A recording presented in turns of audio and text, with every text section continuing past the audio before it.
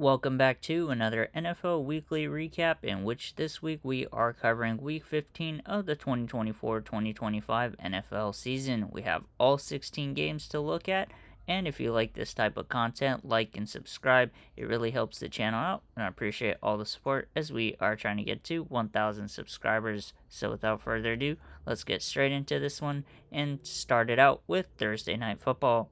Between two NFC West divisional opponents, the San Francisco 49ers and the Los Angeles Rams. The Rams beat the 49ers 12-6 as this was a field goal fest. The Rams are now 8-6 while the Niners fall to 6-8. Matthew Stafford went 16 for 27 with 160 yards. Kyron Williams led the team in rushing with 108 yards, while Puka Nacua led the team in receiving with 97 yards on the day. Brock Purdy went 14 for 31 with 142 yards and an interception, while Isaac Guerrero led the team in rushing with 57 yards, and George Kittle led the team in receiving with 61 yards on the day. The first points of the day were scored with a 49ers field goal, and heading into halftime, we were tied up at 3-3. The 49ers scored a field goal on their first drive, taking a 6-3 lead, which was then followed up by two consecutive Rams field goal, which gave them a 9-6 lead, and then followed by another Rams field goal to give us the final score of 12-6. The next game of the week was between the Kansas City Chiefs and the Cleveland Browns, in which the Chiefs beat the Browns 21-7. The Chiefs are now 13-1, while the Browns fall to 3-11. Patrick Mahomes went 19 for 38 with 159 yards and 2 touchdowns as he got hurt in the fourth quarter and was subbed out by Carson Wentz. Kareem Hunt led the team in rushing with 45 yards, and Xavier Worthy had a rushing touchdown on the day. Xavier Worthy also led the team in receiving with 46 yards, while Noah Gray and Juju Smith-Schuster each had a touchdown on the day. Jameis Winston went 16 for 25 with 146 yards and 3 interceptions and was benched in favor of Dorian Thompson-Robinson, who went 4 for 9 with 18 yards and an interception. Jerome Ford led the team in rushing with 84 yards and a touchdown, while Jerry Jeudy led the team in receiving with 108 yards on the day.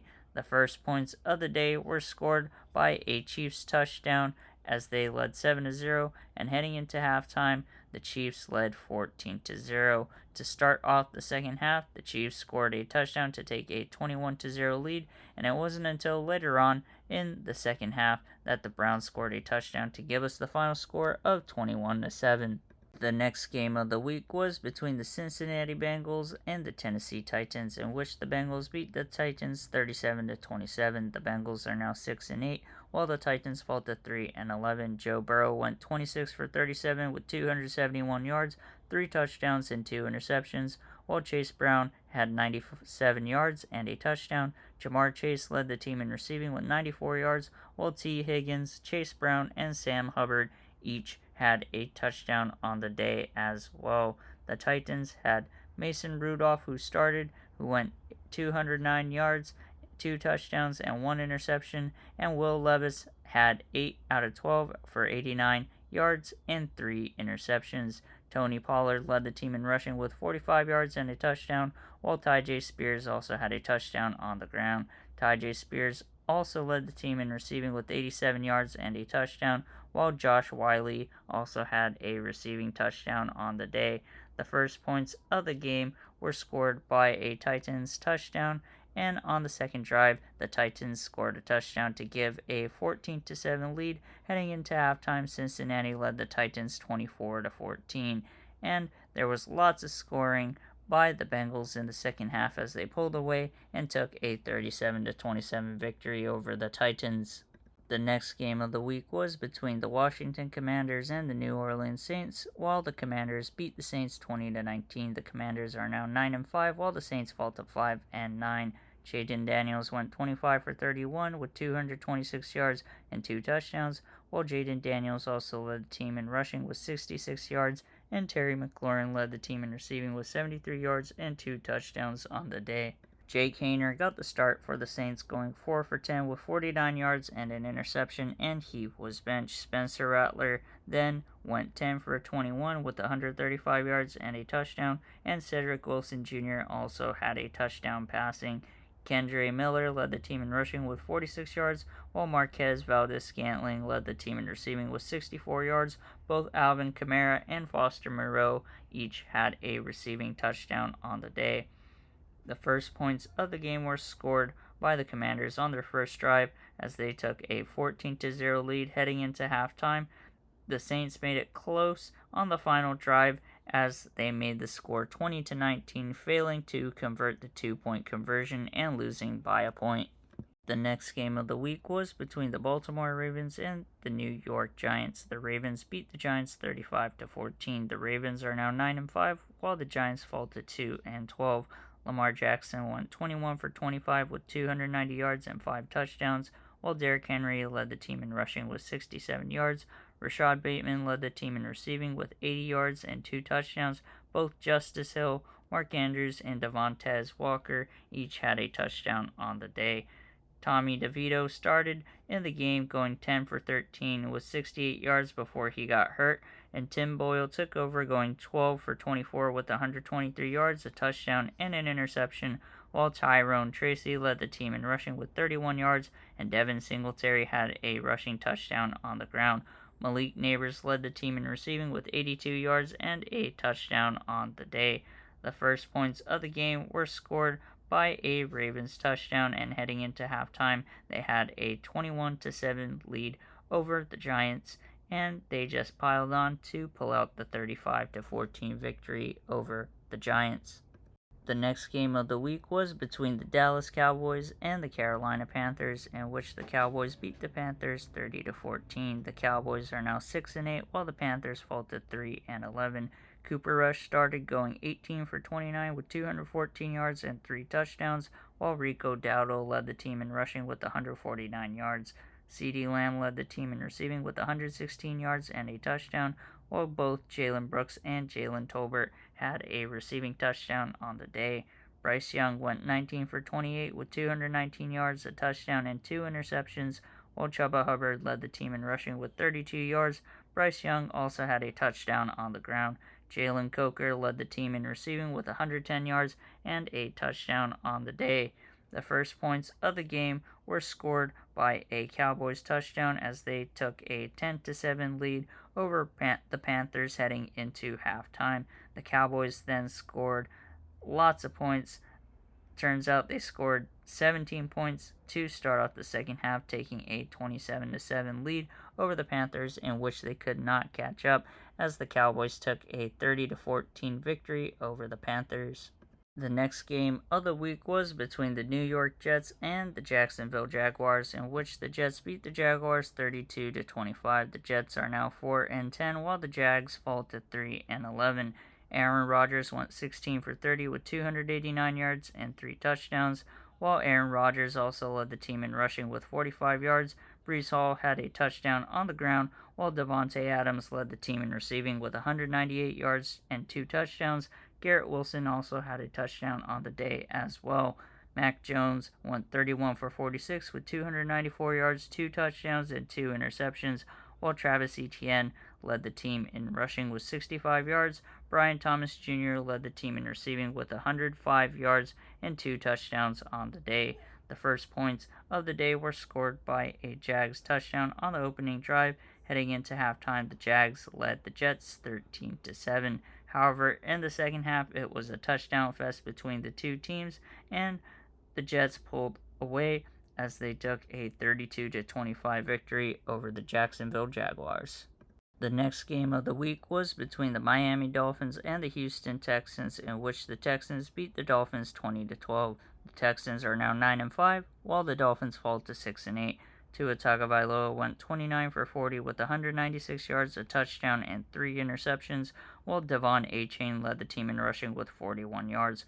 Malik Washington led the team in receiving with 52 yards, while Jonnu Smith had a touchdown on the day. C.J. Stroud went 18 for 26 with 131 yards and 2 touchdowns, while Dare Ogunbowale led the team in rushing with 35 yards. Joe Mixon led the team in receiving with 33 yards, while Nico Collins had 2 touchdowns on the day.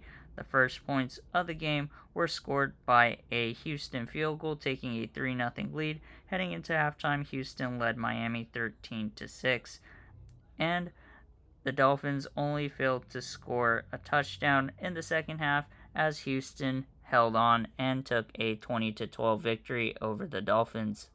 The next game of the week was between the Denver Broncos and the Indianapolis Colts, in which the Broncos beat the Colts 31-13. The Broncos are now 9-5, while the Colts are 6-8. Anthony Richardson went 17 for 38 with 172 yards and 2 interceptions, while Jonathan Taylor led the team in rushing with 107 yards and fumbled the ball right out of the end zone as he was celebrating. Anthony Richardson also had a rushing touchdown on the ground, while Michael Pittman Jr. led the team in receiving with 58 yards on the day. Bo Nix went 20 for 33 with 130 yards, 3 touchdowns, and 3 interceptions, while Bo Nix also led the team in rushing with 23 yards. Courtland Sutton led the team in receiving with 32 yards, a touchdown. Adam Troutman also had a touchdown, as well as Nate Adkins. The first points of the game were scored on the opening drive with a Colts touchdown, and heading into halftime, the Colts had a 13-7 lead over the Broncos, and in the second half, there was that fumble by Jonathan Taylor, which changed the tide of everything as the Broncos made it 13-10 and scored a touchdown to take a 17-13 lead. And then there was a fumble recovery touchdown by the Denver defense to give them a 24-13 lead. The Colts failed to score any points as the Broncos had the 31-13 victory over the Colts. The next game of the week was a high-scoring affair as both teams combined scored 90 points. The Buffalo Bills pulled it out as they beat the Lions 48-42. The Bills are now 11-3, while the Lions fall to 12-2. Josh Allen went 23 for 34 with 362 yards and 2 touchdowns, while James Cook led the team in rushing with 105 yards and 2 touchdowns. Josh Allen also had 2 touchdowns on the ground. Ty Johnson led the team in receiving with 114 yards, while Khalil Shakir and Ray Davis each had a touchdown receiving. Jared Goff went 38 for 59 with 494 yards and 5 touchdowns. Jahmyr Gibbs led the team in rushing with 31 yards and a touchdown, and David Montgomery had a season-ending injury. Amon-Ra St. Brown led the team in receiving with 193 yards and a touchdown. Jahmyr Gibbs, Jameson Williams, Tim Patrick, and Dan Skipper each had a touchdown receiving as well. The first points of the game were scored by a Buffalo touchdown, and then it was followed up by a shootout as it was 21-14, Buffalo in the lead heading into halftime. The Buffalo Bills scored a touchdown on their opening drive to start off the second half, and on the final 10 drives or so of the game, each team scored points, which gave us the final score of 48-42. The next game of the week was the battle for Pennsylvania between the Philadelphia Eagles and the Pittsburgh Steelers. The Eagles beat the Steelers 27-13. The Eagles are now 12-2, while the Steelers fall to 10-4. Russell Wilson went 14 for 22 with 128 yards and a touchdown. Najee Harris led the team in rushing with 14 yards, and Calvin Austin III led the team in receiving with 65 yards, and Pat Freiermuth had a touchdown on the day. Jalen Hurts went 25 for 32 with 290 yards and 2 touchdowns, and Saquon Barkley led the team in rushing with 65 yards, while Jalen Hurts had a rushing touchdown on the day. A.J. Brown led the team in receiving with 109 yards and a touchdown, while Devontae Smith had 109 yards and a touchdown on the day as well. The first points of the game were scored by a Philadelphia field goal, and heading into halftime, the Eagles had a 17-13 lead over the Steelers. The Steelers failed to score any points in the second half as the Eagles scored one more touchdown to pull out a 27-13 victory over the Steelers.